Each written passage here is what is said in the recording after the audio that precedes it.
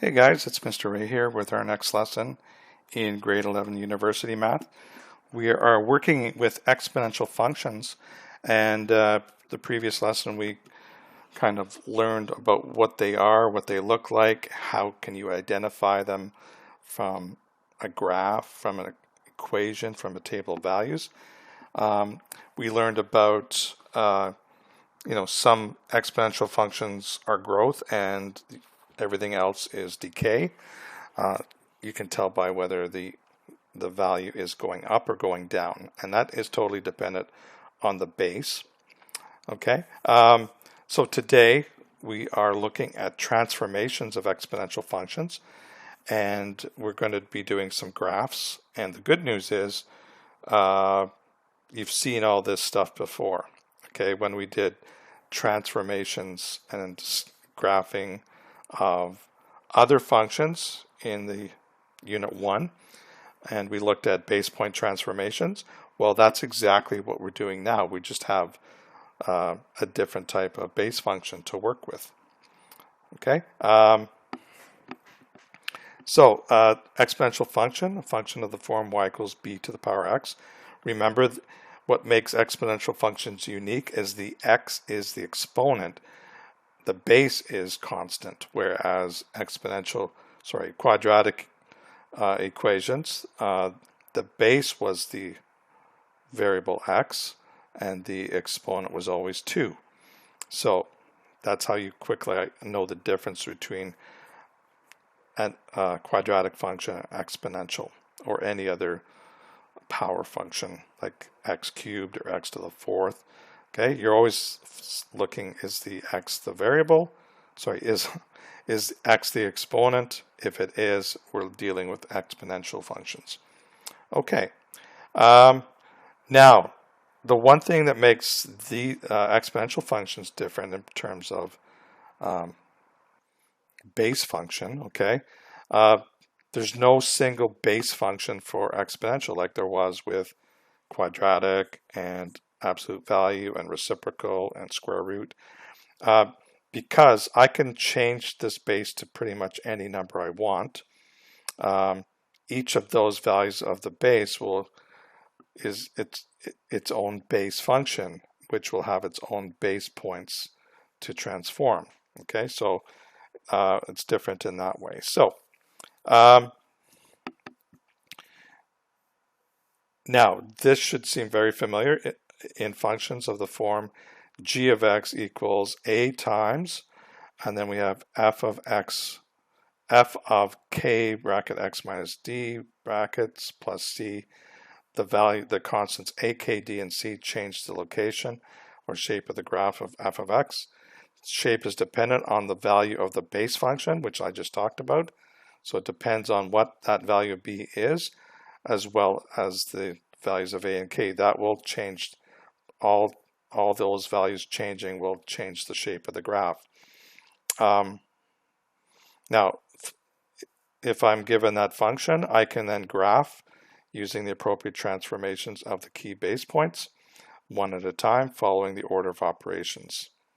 Also, we need to keep track of the horizontal asymptote. Okay. Now, the horizontal asymptote by default would be y equals 0. But if you have any kind of vertical translation, if you're moving the function up or down with the c value, well, that will affect the horizontal asymptote as well. So the new horizontal asymptote will always be y equals c. We'll see that when we do examples. Okay, so this is the new exponential equation form. Now that we're incorporating all the transformation parameters, we've got a times b to the power kx minus d in brackets plus c. So that's basically what we'll be looking at. You notice the value of a that's there. Well, we talked about that in the previous lesson. We called that the initial value, which is sort of true most of the time. It's going to be the initial value if there's no c. Okay, but it still has the effect that a has on any other function. It will be the vertical stretch or compression in terms of transformations. and that's what we're talking about here. All of these are basically, well, let's go through them. If the absolute value of a is bigger than 1, it's a vertical stretch by a factor of the absolute value of a. If a is between 0 and 1, if we strip away any negative signs, it's a vertical compression by a factor of a. If a is negative, then the function is reflected. You could say a vertical reflection or reflected in the x-axis. The k is the horizontal stretch compression reflection parameter. So if k, absolute value of k is bigger than 1, it's a horizontal compression by a factor of 1 over k. If k is between 0 and 1, it's a horizontal stretch by a factor of 1 over k. And if k is negative, then it's reflected in the the y-axis, or it's a horizontal reflection. Either way of saying it works. D is the horizontal translation. So the function would be translated d units to the right if d is positive, and d units to the left if d is negative. And similarly for C is the vertical translation. So if C is positive, well, this should be C.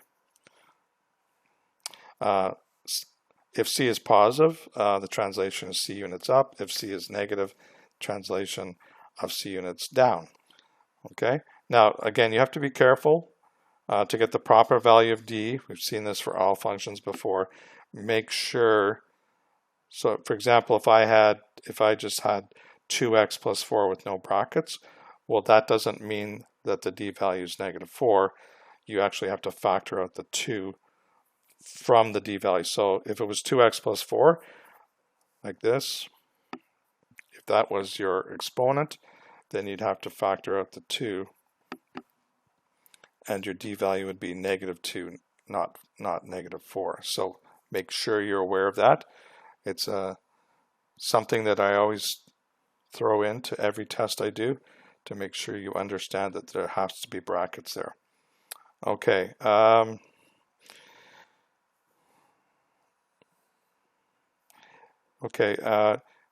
Yeah, and when you do the transformations, again, just a reminder, you have to do it in the right order. You have to do anything that A and K do, you have to do first, and then followed by C and D last.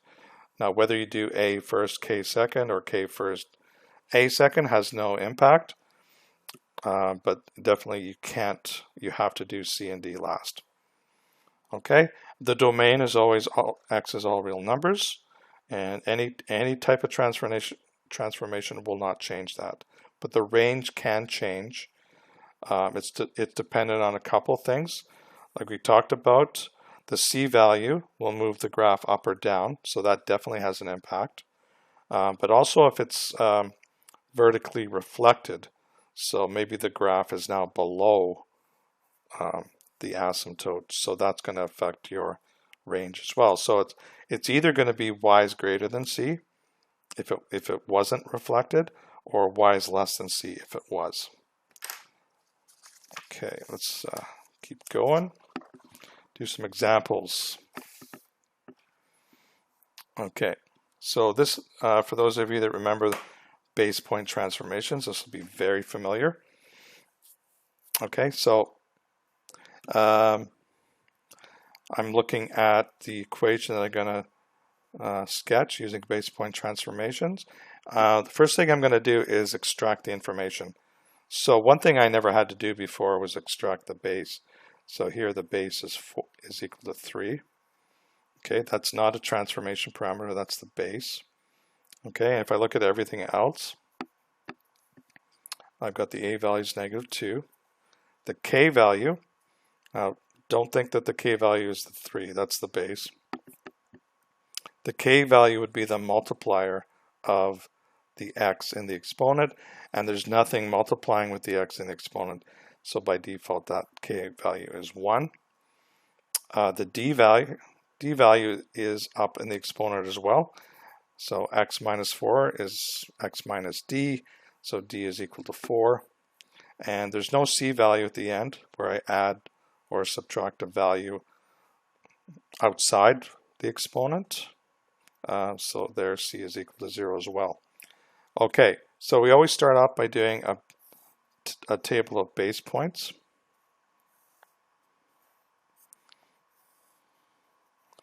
Okay, now, like I said before, every time we have a new function, we have to come up with a new set of base points because the base changes all the time.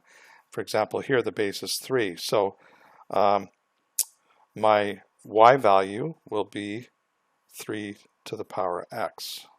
See if I can fit that in there. Okay, and the x values I'm going to pick, this will be pretty consistent with a lot of the other base functions. I'm going to go from -2 to +2.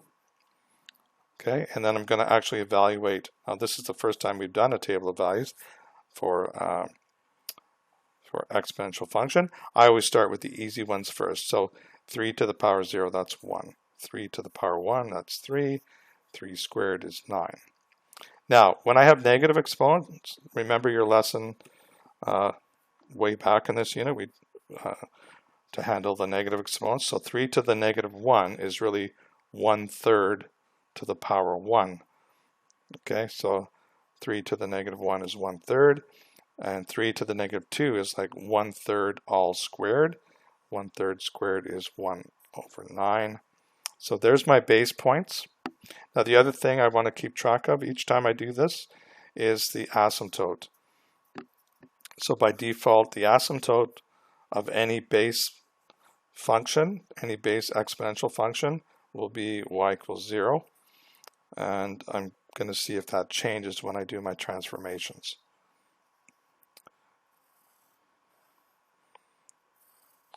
Okay, so I'm going to take each of these 5 points and I'm going to transform them using these parameters. So if you remember, there's a formula for the transforming the x coordinate, another formula for the y. So if you remember, let's do the y first. It's a little bit easier. The y formula is ay plus c. So the value of a is 2, so it's -2y, but there's no c, so it's just -2y. The x transformation is 1 over kx plus d. So 1 over k, 1 over 1, it's just 1, so it's just x. X plus d would be x plus 4. Okay, so I take basically these two little instructions. I'm going to add 4 to each of my x coordinates from my base points. So -2 plus 4 is 2, 3, 4, 5, and 6. And then I'm basically multiplying each of these by -2. So here I'm actually going to put, if I have fractions here, I don't want to be trying to graph fractions. I'm going to round them to, the nearest tenth or the nearest hundredth, just to get from my graphing. I'd rather not have fractions. So if I -2 times 1/9, well, that's -2/9, which is really -0.2.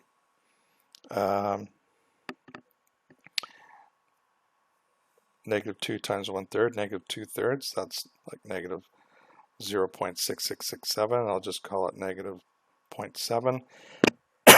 Excuse me. All right, now we should be out of the fractions now.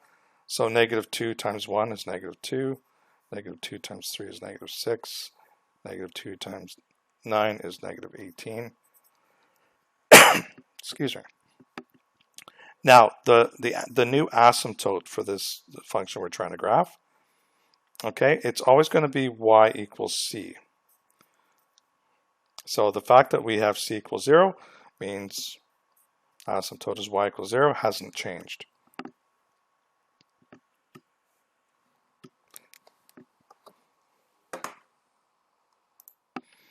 Okay, so now we're all ready to do a sketch of these 5 base points.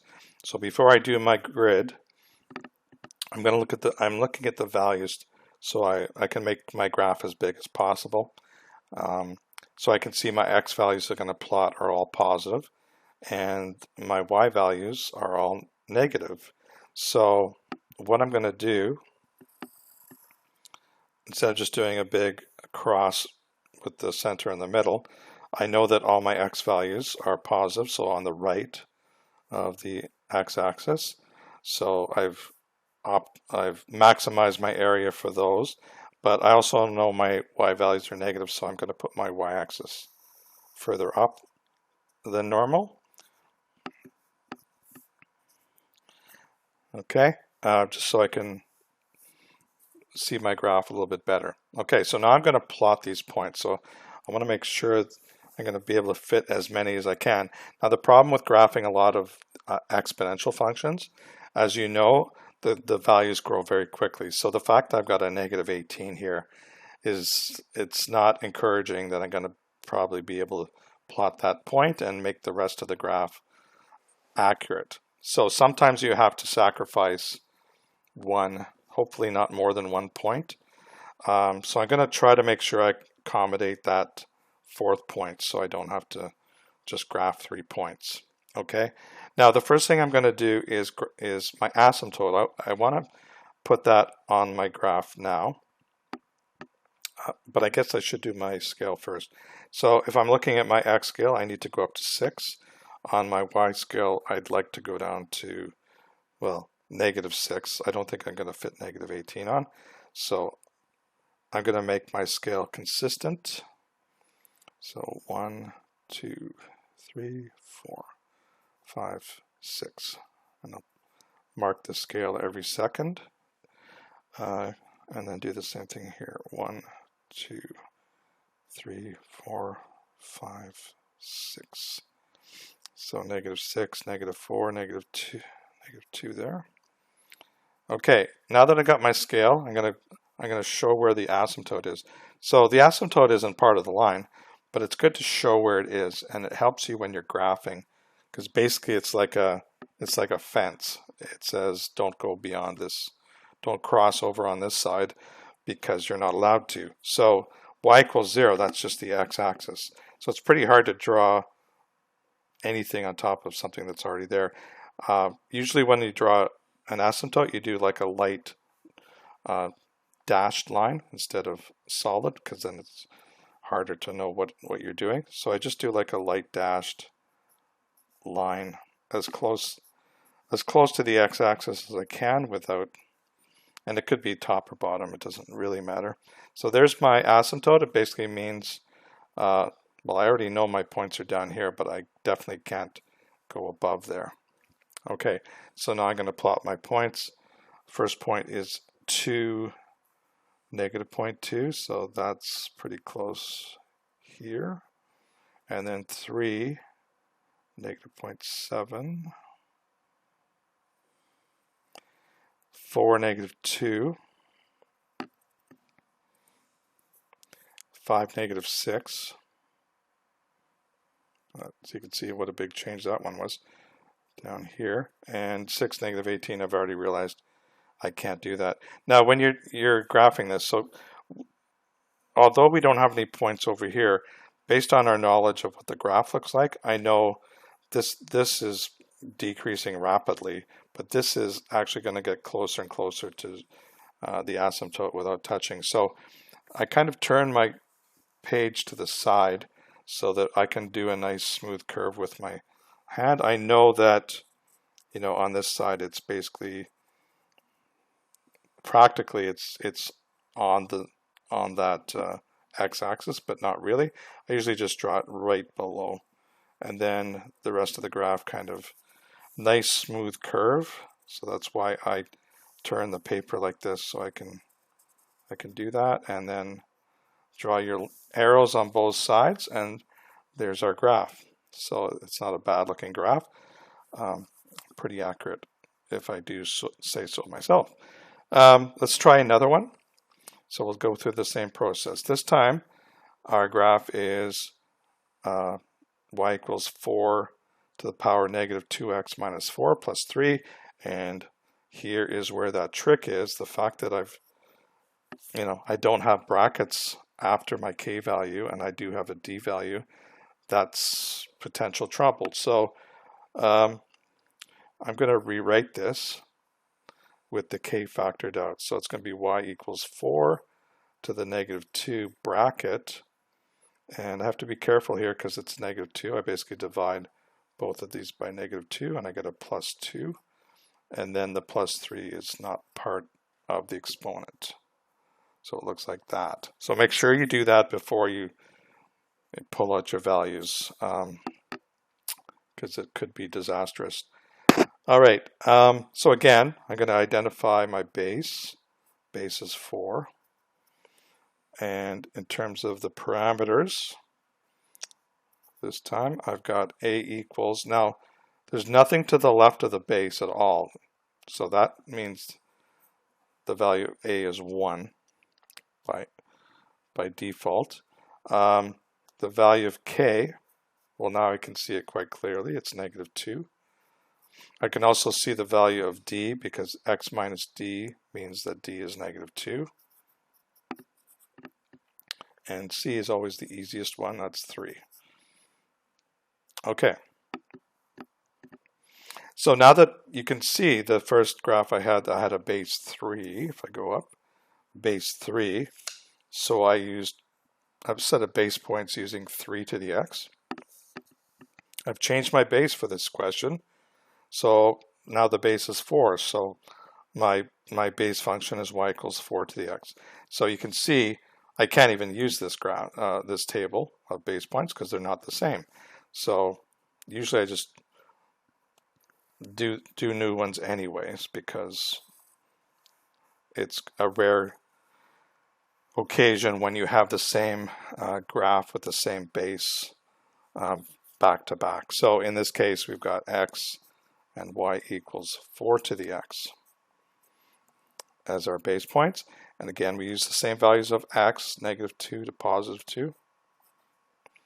And again, take the easy way out. Do the 4 to the 0 is 1. 4 to the 1 is 4. 4 squared is 16. And then 4 to the -1, that's like 1/4 to the 1. So 1/4. And then 1/4 squared for x equal -2. So that would be 1 over 16. Okay, and the asymptote always for the base points is y equals 0. Okay, and now we're going to transform. I guess I should put arrows here. We're going to make our transform base points using these values of a, k, d, and c. So based on my formulas, I always like to start with the y because it's simpler. It's ay plus c, so a is 1, so it's just y plus c, which is y plus 3. Okay, the x is a little trickier because it's 1 over k times x plus d. So 1 over k is -1/2. So -1/2 x plus d would be a -2. So I should have left myself more room, but hopefully you can read that. -1/2 x minus 2. Just a reminder where that comes from. 1 over k x plus d, and this is ay plus c. I should put that for both of these. Over here, 1 over kx plus d. Hopefully you remember that from previous units. Okay, so now we apply these changes. So let's do the x values first. So -1/2 of -2, that's 1 minus 2,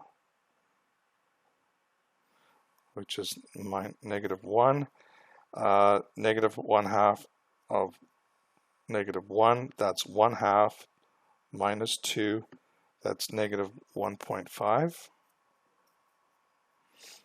-1/2 of 0, well, this is a nice easy one, it's just -2. -1/2 of 1 is -1/2 minus 2 is -2.5. You can see the pattern here, right? It's going down by 0.5 each time, so that's helpful. The last one is -3. And the y plus 3, well, that's nice and easy. Now, again, I'm going to convert these fractions into decimals. I think I'll go 2 decimal places this time. So y plus 3, that's 3 and 1/16, which works out to 3.06. 3.25, that's nice and easy. And now we just add 3 to these, so it's 4, 7, 19. Now the asymptote has changed because we have a value for c. So remember, it's y equals c, so the asymptote is y equals 3. Okay, now we're ready to sketch our function. So I'm looking at my x values, all negative. My y values are all positive. So I'm going to try to do the same thing I did here, maximize my area. All my points are basically going to be up here in the second quadrant. So when I do my graph, it's going to be like this. This is my x-axis. This is my y-axis.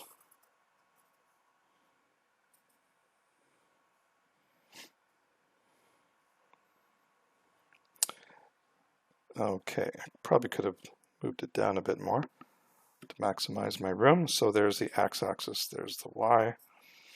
Okay, in terms of the scale, for my x values, I just need to go to -3. For my y values, I'd like to go up to 19, but that's going to be a stretch. So I'm going to try to get up to 7. So I'll try to do my scale. So I can do that. 1, 2, 3, 4, 5, 6, 7. And so -1, 2, -3, -4. I probably squished this in a lot more than I should have. Now that I got my scale, I'm going to do my asymptote before I do any points. So that's y equals 3. So that's basically a dashed line. This time I don't have to worry about the x-axis in the way. So there's my asymptote. And that's basically like a fence. Like I said before, you can't cross your curve across that line. So let's put some points on. So we've got -1, basically 3. A little bit above 3. So let's go for there. -1.5. Oh, this is going to be tight. -1.5, 3.25.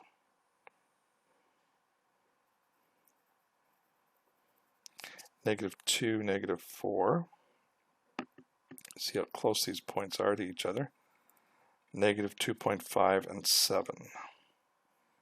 So this is where we go up to here. Okay. So if I was to do this again, I'd probably spread my scale out a bit more just to give myself some more room. But you can definitely see the shape of the curve. And we do know that it's not going to cross this line. You can see why that's useful. So again, I'm going to just flip my orientation around so I can do my graph a little bit better. So I know at this end it's getting closer and closer to y equals 3. And then it's coming up here. And then just taking off very fast. You can see the difference because the base of the one I'm doing now is 4. So a base of 4, like we talked about before, means that's going to increase faster than the base of 4. Sorry, the base of 3. So that's why this really takes off. Okay, so there's our second graph. So hopefully that gives you an idea of how to use the transformation parameters again to do a sketch. The new thing here is include the asymptote. So it not only is important information for the graph, but it's also helps you do the curve, because if I hadn't drawn that asymptote, well, I might have thought, well, I guess it just keeps going down like that. But with that asymptote drawn there, I knew I wasn't allowed to pass that. Okay. Just a couple of quick more examples here. Compare and contrast the functions defined by f of x equals 9 to the power x and g of x equals 3 to the 2x. So there's a bit of a trick to this. So don't worry if you didn't get how to do this, but I'll just show you. This goes back to the using exponents. So if f of x equals 9 to the power x, g of x equals 3 to the power 2x, well, if you remember, if I have two things multiplying here, I can separate those and rewrite this as 3 squared to the power x. And that's the same. If you go back this way, I think everybody understands that using power of a power makes this 3 to the power 2x. But when you write it like this, you now see, oh, I can just square the base and keep the x outside. And now you can see these two functions are exactly the same because of what you can do with that exponent by breaking it apart. So therefore, f of x and g of x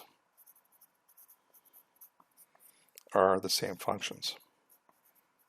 Well, in terms of the values. They have different names, but the results are the same. Okay. Now this one's a bit of a tough question. It is from the textbook. An exponential function with a base of 2, okay, so that's important. I'm going to circle that, has been stretched vertically by a factor of 1.5. Well, that sounds like it's going to be something to do with the a value. Reflected in the y-axis, well, that's important too. Asymptote is the line y equals 2. I'm circling a lot of things here. And we have a point, which is the x-intercept. And what we're being asked to do is write an equation of the function and discuss its domain and range. Okay, so we know the base function had a base of 2. So we're starting with f of x equals 2 to the power x. And now what we're doing is we're going to apply some transformation parameters based on the information given. Okay, so as we read through here, it's been stretched vertically by a factor of 1.5. That is definitely the a value. So a is 1.5. Reflected in the y-axis. So reflected in the y-axis means it's, think about a book opening. So that's a horizontal reflection. That means that k is negative. So now that might change. If there was something later on that said it was horizontally stretched or compressed, we'd update k with that actual value. But I think in this case, there was nothing mentioned about any horizontal stretches or compressions. And its asymptote is the line y equals 2. So this is kind of the hidden piece of information. So the asymptote being y equals 2, that tells you how far up or down you moved the, you vertically translated the function. So that's your c value. So normally the asymptote is at y equals 0. Now it's at y equals 2. That indirectly tells you, well, it directly tells you that you've moved the line up 2, which tells you your c value is 2. Okay, now what we haven't used is this point, but I'm going to create my equation. You notice I don't have a d value here, so maybe I'll just put a t equals question mark because we don't know what it is. It might be affected by that, who knows. So now that I've got my a, k, and c values at least, I'll put those in. I'll leave d as a variable. So g of x equals, and I've got the 1.5 out front. I'm going to put my base in brackets just so it's clearly the base and not 1.52. And then I've got my k value is negative 1.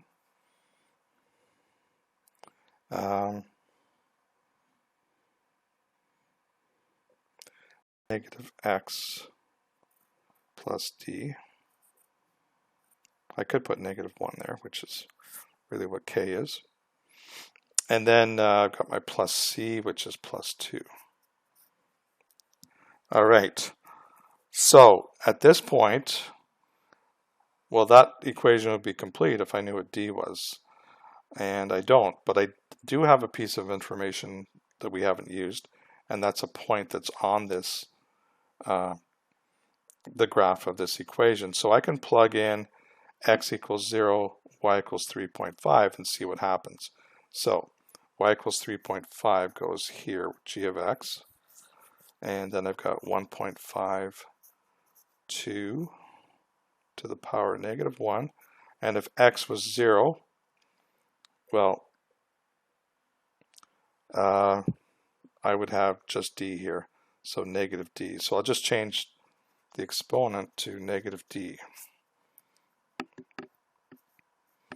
and then the plus 2. Okay, so let's do as much as we can and see where this goes. So if I'm solving for d, I'm going to undo this one thing at a time until I figure out what d is. So I'm going to subtract 2 from both sides. When I do that, I get 1.5 equals 1.5, 2 to the power negative d. Okay, and the next thing I can do is get rid of this a value by dividing both sides, and I get 1.5 divided by 1.5 is equal to 2 to the power negative d. Okay, so where do we go from here? Well, if you remember, what I can do is, I know any base to the power 0 is 1, so I could rewrite 1 as just 2 to the power 0. Okay, and we can basically solve the equation now because the bases are the same. That means the exponents have to be the same, so therefore negative d equals 0, or d equals 0, same thing. So this tells me I can now go back to this version of the equation and replace the d with a 0.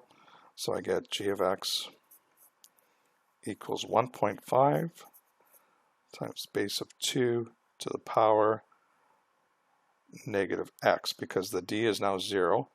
So it's just negative x up there plus 2. Okay, they also asked so we got the equation. I'll put a big box around it.